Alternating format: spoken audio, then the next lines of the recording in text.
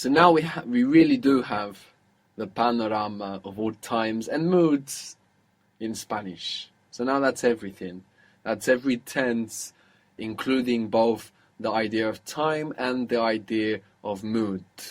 We've learned how to construct them all, and we should really listen actively to refresh any knowledge that we might need to refresh through our exposure to Spanish.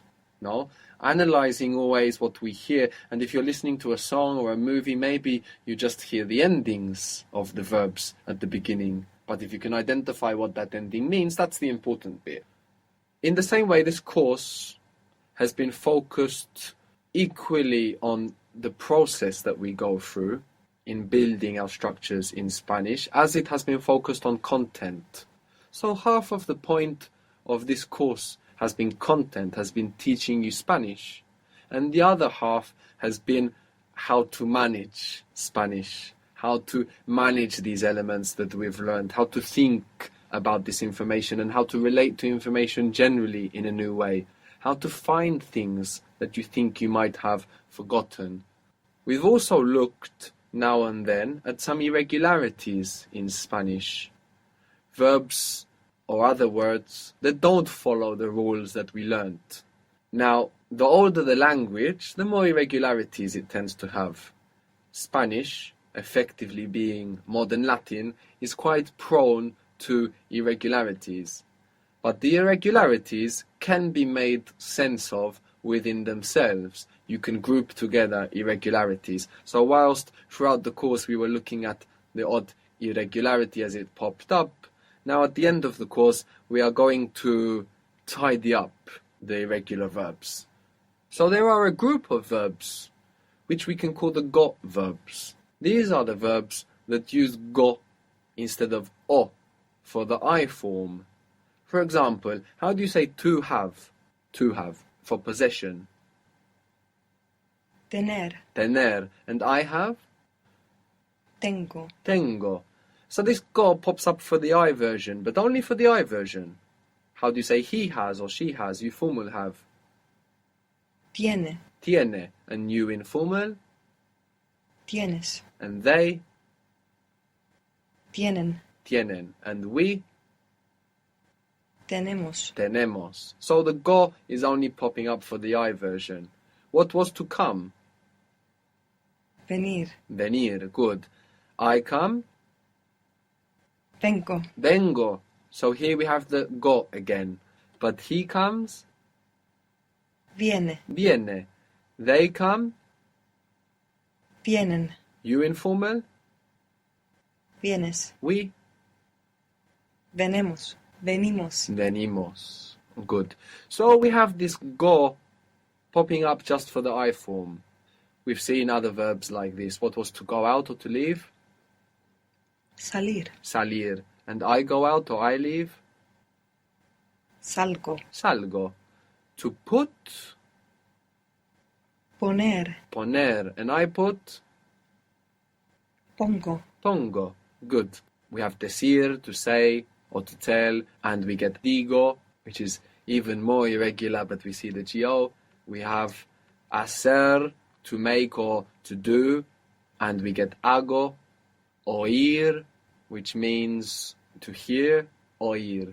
And we have oigo, I hear. Traer, traer means to bring, and I bring is traigo. So to bring is T-R-A-E-R, traer, and then I is traigo. It takes an extra I. So here we get traigo. Traer is interesting because traer means to bring, but when it forms part of another verb, we can translate it like tract. For example, extraer means? Extract. Good. How would you say attract? Atraer. Atraer. Contract. Contraer. Distract. Distraer. Good. I distract. Distraigo. Distraigo. I distract. Or you could say I get distracted. Me distraigo. Good. So these go verbs are a little bit special and they behave quite irregularly, but more or less in the same way.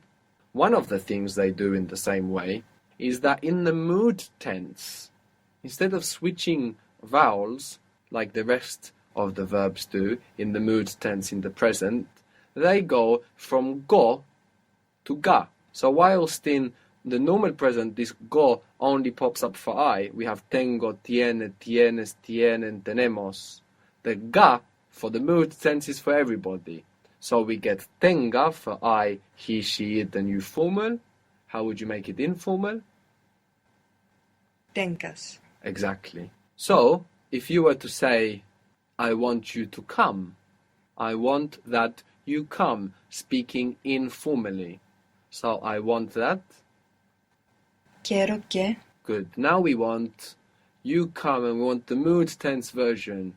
So, it's a go verb. So, our base for the mood tense is venga. So, if you want to speak informally and say, I want that you come, I want you to come. Quiero que vengas. Very good. Quiero que vengas. And you will hear, actually, in Spain, venga, venga, venga. They use it all the time, meaning come on, come on. Venga, vale. They say vale as well in Spain. Venga, vale. You will hear this all the time. When a Spanish person is hanging up the telephone, you can hear 15 of them. Venga, vale, vale, venga, venga, vale. So this venga that you will hear around a lot will be a nice hook to remember that this go goes to ga. Actually, when somebody is answering the phone in Spain, you might hear diga or dígame. What does that mean, dígame? Tell me. Yes, the mood tense by itself is an order. For a positive order, then we have the me after the verb, dígame. So you will hear people answering the phone like this in Spain. Tell me, dígame. So traer was to bring. What is I bring? Traigo. Traigo. And what is you bring, speaking informally? Traigas. This is the mood tense, Oh. but we don't want the mood tense. We just want you bring informally. Traes. Traes. Good.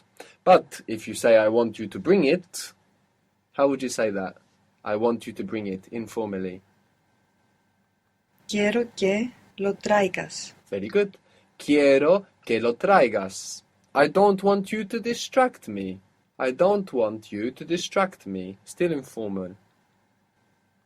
No quiero que me distraigas. Very good. No quiero que me distraigas. I don't want you to distract me. Very good.